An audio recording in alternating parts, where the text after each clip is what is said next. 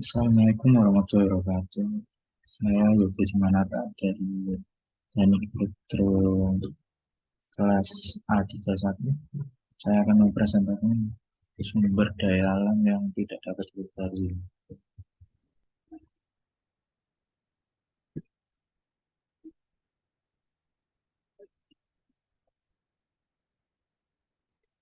Jenis sumber daya alam yang tidak dapat diketahui merupakan jenis material akan habis apabila digunakan terus-menerus atau memiliki batas waktu jumlah pemakaiannya.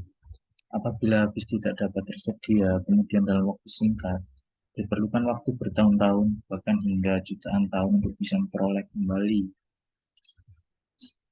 Sumber daya alam tidak dapat diperbarui ini merupakan bagian penting dalam setiap aspek kehidupan manusia memiliki harga jual tinggi. Oleh sebab itu, beberapa pihak menggunakan cara berlebihan menurutnya juga melakukan eksploitasi untuk mendapatkan banyak uang. Ketergantungan manusia terhadap sumber daya alam ini sangatlah tinggi, sehingga menggunakan harusnya dilakukan dengan perencanaan matang, bukan membabi buta hanya demi keuntungan semata. Tentunya pada gambar sebelah kanan ini, penambangan hutan di daerah Kalimantan, Sulawesi, Sumatera.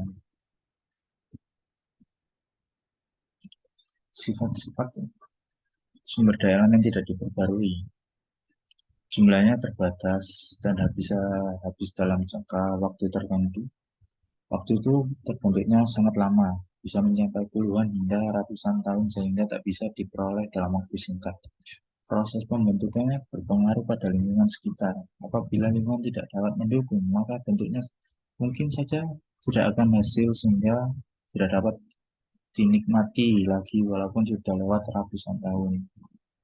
Keadaan geografis sebuah wilayah sangat berpengaruh pada pembentukan, misalnya minyak bumi yang bentuk di bawah permukaan air laut. Contoh sumber daya yang tidak dapat diperbarui yaitu emas.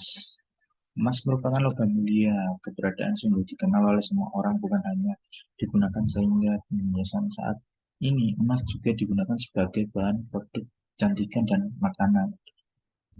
Bisa dibuat hiasan juga.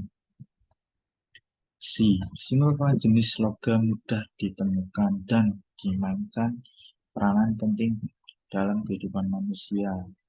Digunakan untuk pembuatan rumah. Batu bara. Batu bara merupakan bantuan sedimen yang tidak dapat terbakar dalam terbentuk adanya organik, terutama sisa-sisa tumbuhan.